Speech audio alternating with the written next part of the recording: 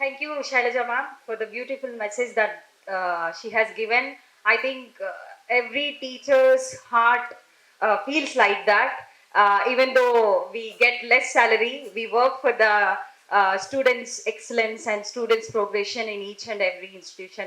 It's not the salary that we have taken every month.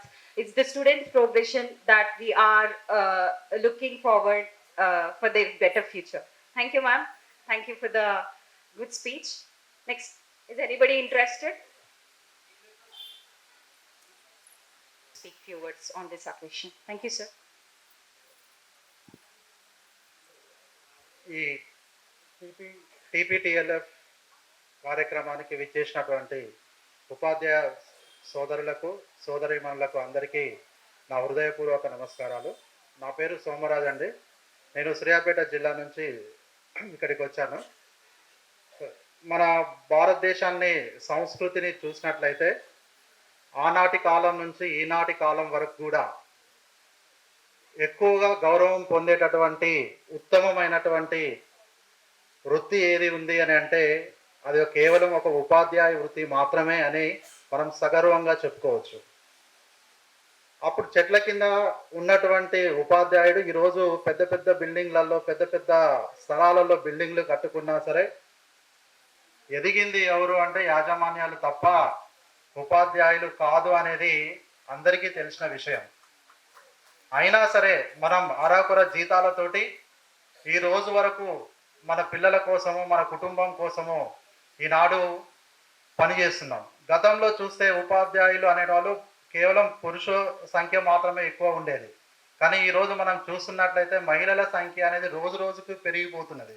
కారణం ఏంటంటే ఆ కుటుంబంలో ఉన్నటువంటి ఆర్థిక ఇబ్బందులు కావచ్చు.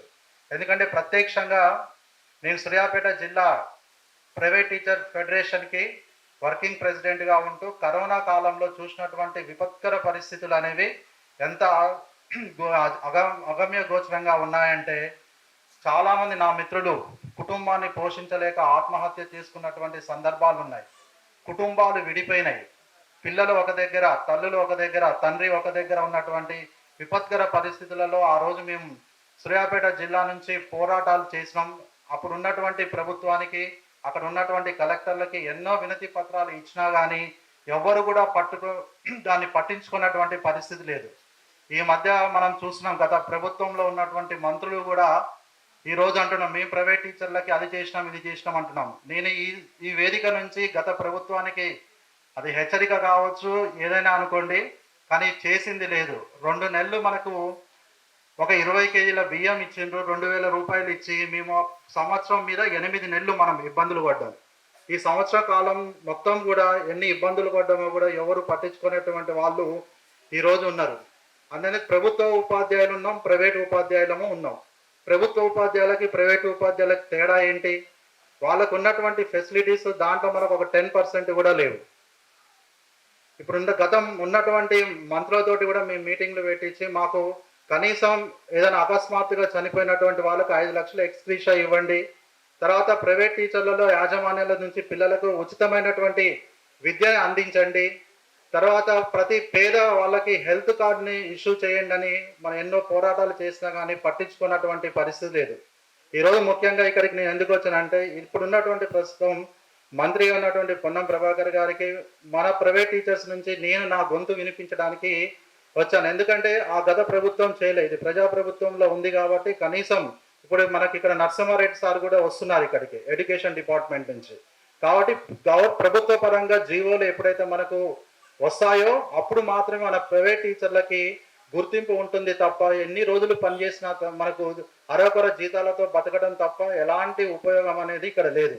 యాజమాన్యాలను పెంచడం, మనం దిగజారిపోవడం ఈ పరిస్థితే తప్ప రాష్ట్రంలో ఎక్కడ చూసినా కానీ లేదు. రోజు రోజుకి ఏమవుతుందంటే విద్యా వ్యవస్థలో ఇప్పుడు ఉన్నటువంటి జనరేషన్కి మనం విద్యను అందిస్తున్నాం కానీ ఇంకొక 10 సంవత్సరాల తర్వాత చూస్తే టీచర్ అనేటటువంటి వాడిని ఒక మ్యూజియంలో చూడాల్సి వస్తుంది.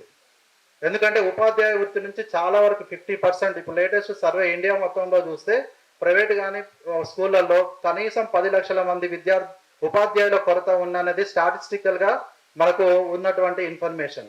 కాబట్టి ఈ ఉపాధ్యాయ వృత్తిని బతికించాలి అంటే, ఉపాధ్యాయులుగా మనం బతకాలి అంటే కనీసం మనం వాళ్ళని ఏమడగట్టే ఈ ప్రభుత్వానికి మనం చెప్పేది ఒకటే విషయం, మనకు ఎప్పుడైతే ఐడెంటిటీ కార్డు ఎప్పుడైతే మనకు ప్రభుత్వ పరంగా ఇష్యూ అవుతుందో ప్రభుత్వ ఉపాధ్యాయులకు ఏవైతే ఉన్నాయో అవన్నీ కూడా మనకు ఫెసిలిటీస్ రావడానికి చాలా అవకాశాలు ఉంటాయి. కాబట్టి మీరు వివిధ జిల్లాల నుంచి వచ్చినటువంటి ఉపాధ్యాయులు అక్కడ మనం కొన్ని కమిటీలు వేసుకొని అక్కడ ఉన్నటువంటి కొన్ని ఉద్యమాలుగా లాగా చేసే తప్ప ఇది ఎప్పటికి కూడా నెరవేరని ఒక కళలాగే ఉండిపోతుంది. కాబట్టి ఉపాధ్యాయ సోదరులకు సోదరిమణులకు మీరు అందరు కూడా ఒక యూనియన్గా మనం పోరాటం చేస్తే ఏదైతే ప్రభుత్వ ఉపాధ్యాయులకు ఎన్నైతే ఫెసిలిటీస్ వస్తున్నాయో అన్ని ఫెసిలిటీస్ కూడా మనం పొందడానికి ఆస్కారం ఉంది కాబట్టి చేయాలి. కాబట్టి ఇక్కడ మనకి ఏంటంటే ఒక యాజమాన్యాల దగ్గర మనం ఏదన్నా రెవల్యూషన్ తీసుకొస్తే ఉద్యోగాన్ని తీసేస్తారు, అదొక భయం ఉంటుంది. అక్కడేమో బతకాలి, ఇక్కడేమో బతుకు పోరాటం, ఇంటి దగ్గరనేమో ఆకలి పోరాటం. ఈ రెండింటిని మనం బ్యాలెన్స్ చేసుకోలేక సతమతం అవుతూ ఏం చేయాలి అన్న పరిస్థితి కూడా మనకు ఉన్నది. కాబట్టి ఇక్కడ పోరాడితే మనకు పోయేది ఏమి లేదు. ఉద్యోగం పోతే ఇంకా ఉద్యోగాలు వచ్చడానికి చాలా అవకాశాలు ఉన్నాయి.